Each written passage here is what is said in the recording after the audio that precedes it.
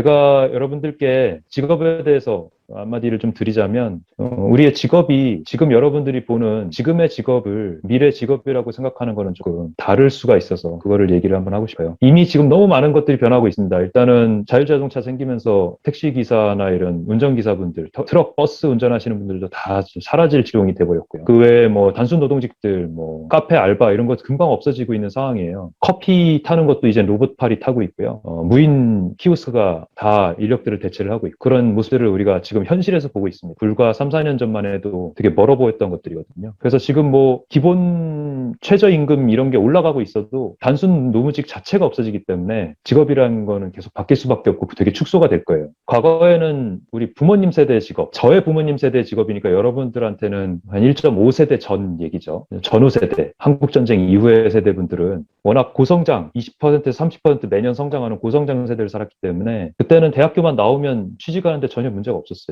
그래서 공대 나오면은 뭐 더 잘 살고, 그러니까 문과 나와도 사는데 문제 없고, 뭐 이렇게 살았다면, 왜냐하면 직업이 다양하게 뽑는 게 많았고, 기업들이 막 활성화를 하고 있었으니까. 그래서 한번 들어가면 평생 직장을 보장받고, 60세 정년을 잘 지내고 나오셨죠. 하지만 현재의 직업은 어떻습니까? 이미 제 동료들, 친구들의 나이대만 봐도 정년이라는 것 자체는 의미가 없어요. 이미 45세만 돼도 회사에서 나가라고 압박이 나오고요. 회사가 평생을 책임져주는 시대는 한참 전에 지났습니다. 지금 이미 그래요. IMF 이후에 노동 유연화가 되면서 더 심각해졌죠. 미래의 직업은 어떨까요? 미래의 직업은 제가 생각할 땐 이렇게 변할 것 같습니다. 아마 인구의 한 50% 정도는 일이 없을 거예요. 직장을 못 구할 겁니다. 무슨 돈으로 사느냐? 아마도 이제 기본소득이라는 걸로 살게 될 것 같아요. 월 100만 원, 지금 가격으로 월 100만 원 정도에 주어지는 기본소득으로 숙식만을 해결할 수밖에 없는 그런 입장이 될 거고요. 왜냐하면 직종 자체가 다 축소가 되니까, 다 컴퓨터랑 AI가 일을 하게 되니까 그렇게 될 거고, 생산적인 일을 하는 사람들은 인구의 50%도 안 될 거고요. 그 가운데서 한 10%의 사람들이 더 큰 부를 이루면서 세금을 많이 내면서 기본소득을 책임지는 그런 구조로 갈 겁니다. 노인이 많아지는 것도 그런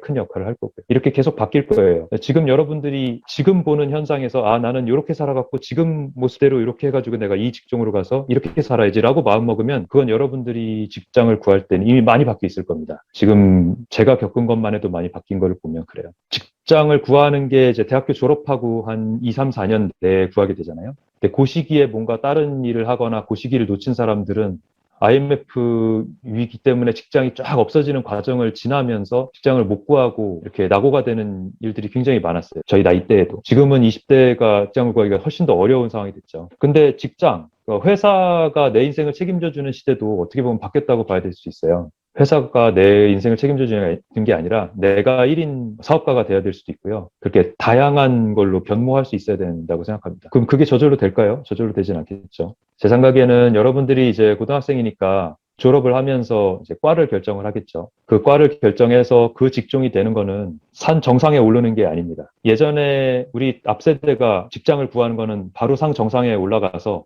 정년까지 살다가 내려오는 거였어요. 하지만 지금의 우리의 직장은 베이스 캠프 정도밖에 안 됩니다. 그냥 베이스 캠프를 어디다 짓느냐일 뿐이에요. 저같이 이제 의사로서 베이스 캠프를 지은 사람은 좀 높은 곳에다가 베이스 캠프를 지은 것 뿐이고요. 그렇지 않은 종에 예를 들면 뭐 중소기업에 다니고 있다. 그거는 낮은 베이스 캠프를 지은 것 뿐이에요. 근데 어차피 베이스 캠프예요. 가야 될 길은 멀거든요. 왜냐하면 정년이란 개념이 없고 우리는 80평생이 아니라 100평생, 120평생을 살아야 되니까요. 이제 겨우 6분의 1, 5분의 1의 인생을 산 것뿐이란 말이에요. 졸업했다는 것 자체가. 그러면은 내 자신을 계속 변화시켜 가면서 다른 거를 캐리어를 쌓고 다른 일을 하려고 해야 돼요. 하나의 직종을 찾았다고 거기서 평생 먹고 살다가 퇴직금 받고 나와가지고 여생을 산다. 이런 개념은 이미 틀린 세대. 그걸 생각하면 뭐 의사라 그래서 나는 이것만 하고 평생 살다 가야지. 난 지금 배운 것만 하면 돼. 이런 생각을 가지는 사람은 곧 낙오될 수밖에 없어요. 그건 의사가 그렇든 간호사가 그렇든 모든 직종이 똑같은 겁니다. 그래서 계속 내가 지금 남은 시간에 뭘 해서 내 자신에서 한 가지를 더 캐리어를 가져갈 것인가를 계속 고민을 해야 된다고 생각을 하고요. 그래서 직업이라는 거는 목적이 아니다. 직업이라는 거는 지금 당장의 베이스 캠프 같은 잠깐의 수단일 수밖에 없다. 거기서 뭔가를 더 이뤄낼지는 본인이 계속 만들어내야 된다. 그러려면 제가 볼 때는 작은 성공들을 조금씩 쌓아갈 필요가 있다고 생각을 합니다.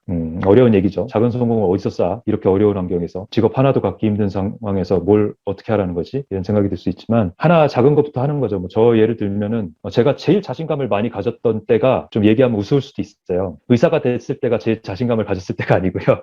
나는 정말 굶어 죽진 않겠다라는 생각을 가졌을 때는요. 사실은 인턴 때 인턴 일 하면서도 동시에 그 당시에 이제 옥션 사이트 있잖아요. 지금의 옥션 있죠. 지금의 옥션은 그냥 기업들이 다 물건을 파는 곳이지만 그때의 옥션은 진짜 옥션이었어요. 뭐냐면은 그 시간 단위로 이렇게 시간이 가면서 누가 더 높은 금액을 쓰느냐에 따라서 결정이 되는 그런 옥션, 그런 옥션 사이트였거든요. 거기서 이제 개인이 물건을 팔 수가 있었어요. 거기다가 당시에 이제 요즘은 내비게이션이 당연히 다 차에 달려있지만 핸드폰에도 있고 그때는 이제 노트북도 겨우 있을 때고 내비게이션이 없을 때여서 노트북에다가 내비게이션을 설치를 해보고 아, 이거를 차에다가 설치할 수 있게 만들면 팔리겠다 싶어가지고 중고 노트북을 20대 사가지고 거기다가 내비게이션 프로그램을 설치한 다음에 뻥튀기해서 팔았어요. 2배로. 옥션에다 올려놓고.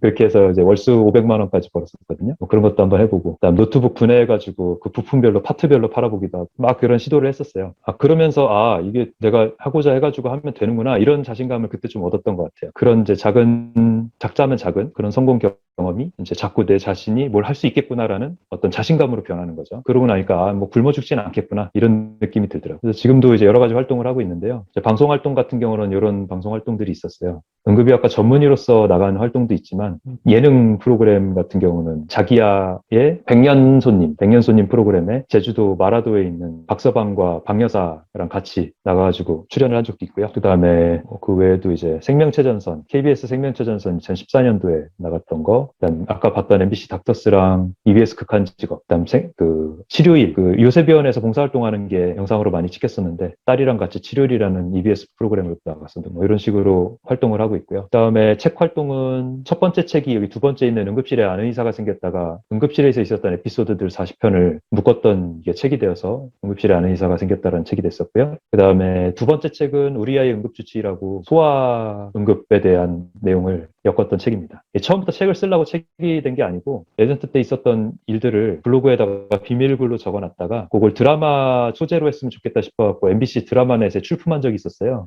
근데 떨어지더라고요. 아, 이거 그냥 버리긴 아까운데 그래서 출판을 하고 싶다고 30여 곳에다가 메일을 보냈었고 그 중에 한 곳에서 제안이 들어와서 진행을 했었던 그런 겁니다. 그 외에 요즘은 이제 제일 열심히 하고 있는 게 건방진 닥터스예요. 유튜브에 건방진 닥터스 쳐보면 이제 제 영상들을 보실 수 있는데요. 요거는 예전에 이제 생명체전선 같이 했던 PD가 저랑 친구예요. 처음부터 친구가 아니라 찍다가 친구가 됐는데 동갑내기여가지고 그 친구 회사에서 프로썸이라는 회사인데 그 회사에서 이런 식으로 한번 그 유튜브 채널을 한번 제대로 운영을 해보자 해가지고 지금 3달째 열심히 운영을 하고 있습니다. 여러분들도 와서 좋아요와 구독, 알람 설정 해주시고 자주 봐주세요. 자, 그래서 이제 영상 다 봤고 제가 하고 싶은 얘기는 직장을 구한 게 끝이 아니고 더 발전하는 나를 만드는 그런 자신감을 가졌으면 좋겠다가 오늘의 제가 하고 싶은 얘기라고 보시면 좋을 것 같아요. 질문들이 또 여러 가지 있으실 텐데 질문들 말고 앞에 사전 질문들이 있었어요. 그래서 그 사전 질문들을 먼저 답변을 해드리는 게 우선일 것 같아서 시간이 15분 정도 남았는데 사전 질문들에 대한 답을 드리면서 마무리를 짓고 만약에 또 궁금한 점이 있다 그러면 뭐 이게 컨택할 수 있는 방법은 여러 가지가 있거든요. 메일을 주셔도 되고요. 문자를 한 통 보내도 되고요. 아니면 뭐 건방진 닥터스 채널에 와가지고 댓글을 달아도 되고요. 여러 가지 방법이 있습니다. 그런 방법을 이용해서 컨택을 하면 되고요. 그렇게 내가 닮고 싶은 사람이나 이런 사람이랑 컨택을 하는 건 되게 중요해요. 왜냐하면 그 사람이 나에 대해서 뭐 알고 이렇게 챙겨주고 이러지 않더라도 그 사람을 롤모델로 따라갈 수 있는 그런 기둥 같은 게 되거든요. 저도 그런 식으로 손편지 써서 보내보고 이랬었는데 그런 식으로 컨택을 해보시면 요즘 같은 온라인 시대에 컨택이 되는 방법은 너무 여러 가지이기 때문에 컨택을 시도하시면 돼요. 메일 주소 제가 채팅방에다 남겨드릴게요.